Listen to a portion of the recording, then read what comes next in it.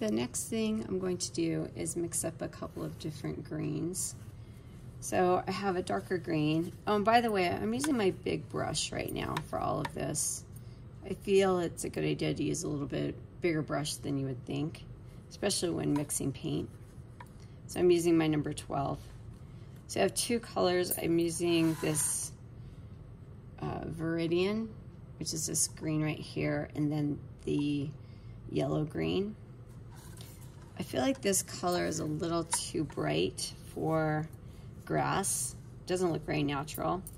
So I'm going to add some of the brown, which is right here. Kind of that chocolate brown. And so normally if you have a green and you wanted to dull it, you would add the complement, which would be red. And we'll talk more about color theory as we go. But in this case, if I added red to this, with this set of watercolors, it kind of makes a weird color. So I'm just gonna add the brown, and you can see how that has dulled the paint down a bit and made it look a little bit more like a natural color. As I grab other colors to mix in, I want to try and clean my brush off. Add a little bit more.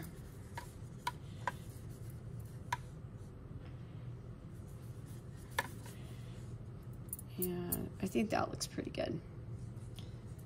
For the yellow green, I'm going to add a little bit of the Viridian, or you could even take some of this and add to it. Just adding more water.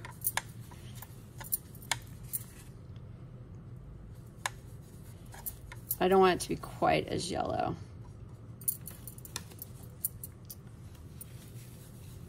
And just a little of that brown.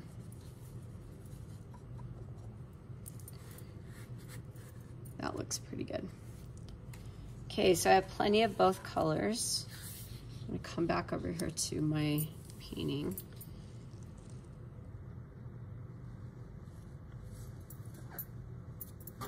And I'm going to do what's called a broken strokes technique so that I can get the colors to bleed into each other. So I've loaded up my brush pretty heavily with paint.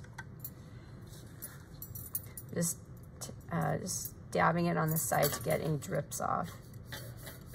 And then I'm going to generously add paint. Kind of some stripes of paint.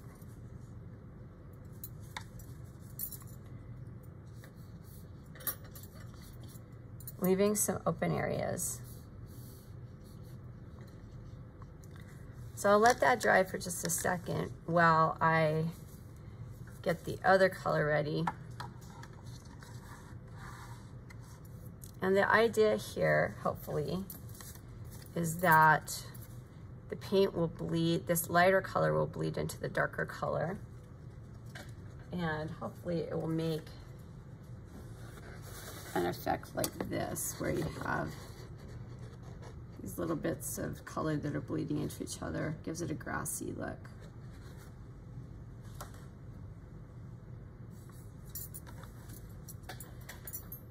So come in. If your paper's curling up like this, you can put a little bit of masking tape on the corner to tape it down to your table. Once it's dry, it'll dry flat. So you can see that I'm bringing this paint in and just kind of filling in those spots. I'm not worried if I don't get every little spot filled in.